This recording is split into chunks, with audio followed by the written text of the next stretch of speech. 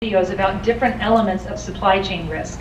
And so sometime, I know you're busy, but, take a look and see if there's some interesting things that you may want to read up on that maybe will cause you to think of something that you haven't really thought of before. So a good place to go visit again. With that, we should probably open it up for questions, and maybe I should turn off the Skype and just talk to you guys on the phone. What do you think? So we don't have the feedback. Is that a good way to do it? I don't know. Do you want to just try to call me and we'll see how it sounds? If anybody has questions? Give her a thumbs up. Cool. Okay. Awesome. You guys are great. Thank you for being so patient with the technology. All right. I'm waiting for your phone call. There it goes. Hi. Hi. All right. Great job. Yes, I think we're going to go ahead and try to do just cell phone, or actually let's wait until the technology starts whining and then we'll turn it off. It sounds okay so far. Okay, yeah, there's no echo, so this is good. Good. The students should have come prepared with questions, and I'm sure questions also arose during the presentation. Wonderful job. Thank you. And I see lots of eyeballs growing. Quite interested in what Conrad just said, because it actually does resonate quite a bit with the stuff that we've covered so far. So, having said that, who wants to start? Emma? Hi, my name is Dan Nachi. Nice to meet you. Hi, nice to meet you. My question's on a topic that we discussed fairly in-depth in class. With oil exploration and production on the rise in North America, there's a growing concern in transporting crude oil by rail, especially recently due to some recent accidents. Does Zurich work with railroads, government regulators, or any industry associations on how best to mitigate this risk of transporting crude oil by rail? Wow, great question. Yes, we do. Yes and yes. We insure them. We insure the railroads. We often work with the oil companies as well. And we have a whole department, actually about 1,000 people, that are spread across the globe that are called risk engineers. And their whole job is to try to work with companies to reduce or mitigate the potential areas of loss. And so just like you saw some information from our disruption database here about supply chain loss, we also keep all kinds of statistics and examples of how best to handle certain scenarios, risky hazardous chemicals, etc. And our risk engineers will work directly with companies to say, maybe you shouldn't take this transport line, or maybe you should, I don't know in this exact case, but they are technical experts and engineers that will try to, because if we're insuring them, we obviously have skin in the game, and it's in their interest as well as ours to not have an accident. So we're looking at the human element side and the technical side. So yes, that we do. We insure them, and we also then work with them to help keep everybody safe. So good question. Thank you. Thank you. Hi, Linda. Great presentation. I had a question regarding the brand and reputation portion of things. Yes. I know that can be extremely costly, and I was just wondering, how does Zurich ensure that? Is it prior to, by raising awareness, or is it after the fact in helping to recover that reputation and brand? Wow, well, also a great question. It depends on what you're talking about. So, for example, with cyber, we've all heard about these big losses with Target and Home Depot, etc. For something like cyber, we do offer coverage that would pay for something like a lawyer afterwards to handle the kind of the crisis that happens and help them recover. So it depends on the type of issue that was damaging the reputation. But the focus really is, as you heard, prevention. So thinking through what are the scenarios that could cause a problem to damage your reputation. You're not going to get them right 100% of the time, but there are things that you can do to kind of avoid them or lessen the impact in the beginning. And then we work with companies to put together a crisis response plan so that if it all hits the fan, what are your execs going to say in the media, and how are you going to work to recover? And that's where that business continuity and recovery plan comes into play. The third thing that we do is work with companies on what's called enterprise risk management. So as you saw, I'm a specialist in ERM, or enterprise risk management, which is really a framework to manage risk across the whole company. So it would look at supply chain risk and IT risk and human capital risk and traditional operational risk. All those things are elements of an enterprise risk management program. And some companies like Zurich have a whole team of people whose job is to identify the risks across the company and then have a process to help manage and address those. And so that's another way, is helping companies who maybe are not doing an enterprise risk management approach, helping them put that process in place at their companies. So we do kind of some consulting around enterprise risk management. Thanks for that question. That's excellent. Thank you. Hey there. So you were talking earlier about total cost of ownership. Where do you see like higher level executives today in terms of looking at things more from total cost of ownership versus, as you mentioned, just bottom line cost reduction?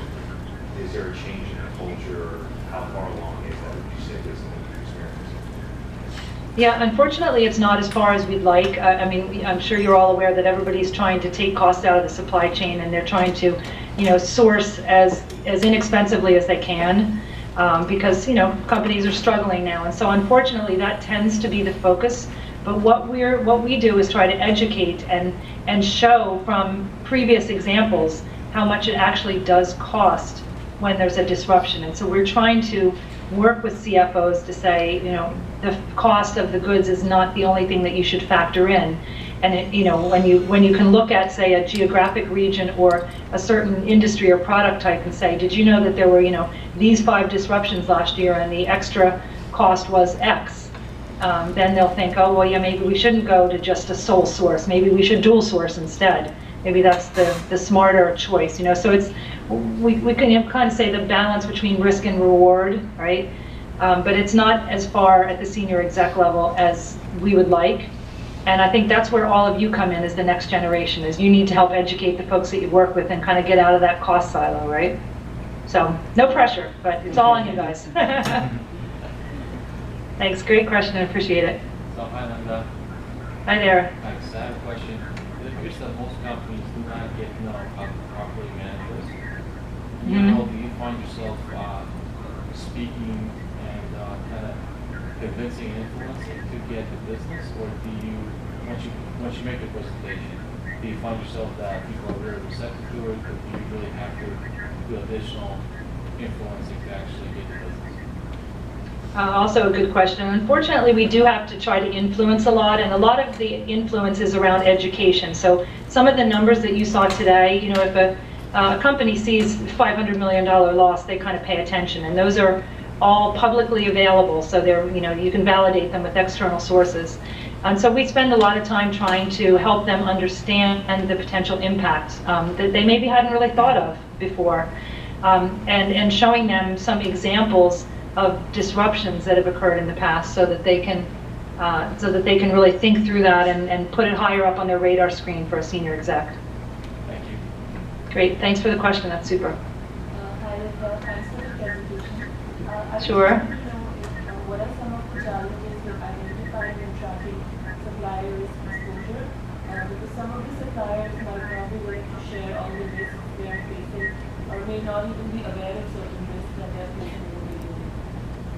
Yep, I'm starting to lose the call, but I think you said their suppliers might not be willing to share. That does happen, especially if they're not direct suppliers. They have no contractual reason to share with you. But we are seeing that companies are able to, particularly if they ask up front and say, hey, if you want to deal with me and you want to get this contract from me, we'd like to have a little bit of additional information, like your financials or whatever. And so we are finding that that tide is changing a little bit, and they're able to ask for a bit more information. You can also extrapolate a little bit, particularly in certain industries. So that's a great question, but it's not easy, but I think it's starting to change, so that's the good news. Thanks for the question. Thank you very much for the presentation. Thank you. Yep. So in the presentation, there were a slide about production progress excellence. So are this correlated incidents in the past, or this is something that is related to accidents outside of the plant? Because it seems that the accidents were kind of in the past. It can be within the plant or outside of the plant. So I can, try to look into the disruption database a little bit more, but some of them are outside, and they just impact the ability to what we call ingress or egress, right? So they can't even get in or out of the plants because of something. So it really varies. All kinds of crazy stuff happening out there, right? So probably we have time for, thank you, that's a good question. We have time for one more maybe, and then wrap it up. Hi, Okay. Great. I was looking for like attached to the presentation, and in the last sentence you talk about black swan, and I want to know how you deal with when the black swan repeats and you call it gray swan. How you deal with problems? Ah, you actually read it. Way to go. Okay, so you're familiar with the term black swan. That's Nassim Taleb, right? So that's things that you didn't anticipate that happened. But so the gray swan are things that we've been talking about today, that the more you do assessment of risk and try to look a little bit about what could go wrong, the more things you can anticipate, right? And those are the things that you can see going and maybe try to do something about before they happen. Now what a gray swan is things that you maybe had identified, but you didn't do something about, right? So the things that you should have seen coming, but you really didn't because you didn't put in the time to do the analysis. So those are the worst because you maybe could have prevented them, right? So, excellent. Thanks for the question. That's great. So you see me at the end of the room here. I see you, yep. You're very welcome. And working through the technology and the risks associated with running from a distance. So I can see why University of Michigan and others are excited to have you as a presenter. Thank you so much. I hope in return you've also made an impression on me because you take pride in us like and students that are going through. They're nationally ranked, and if you ever need supply chain management students to help out with risks and associated with no work, right down the street. Absolutely. I'm very impressed. I'm impressed with the questions that you asked, and I think you're in a great career, so I hope to see some of you out there soon. Great. Thank you so much, Linda. All right. Thank you.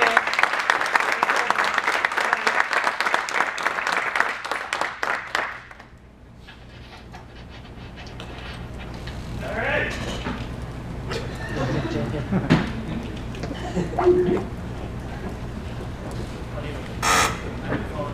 Camera starts looking around. I'm seeing things I'm not seeing. All right, so we are going to take a very short break, and then we have Renaissance. We have two groups. Parents for the presentation, all right?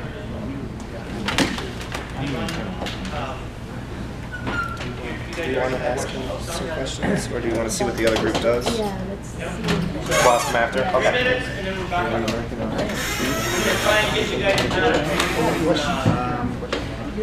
currently, Maybe it's like an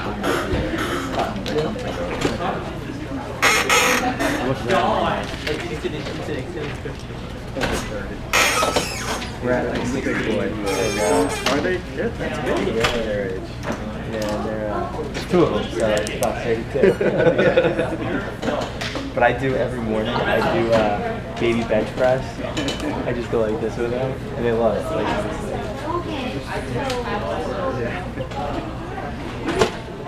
Are they hard? No, see, they're not. They haven't gotten like. They'll lift their arms when you're like lifting them out or something.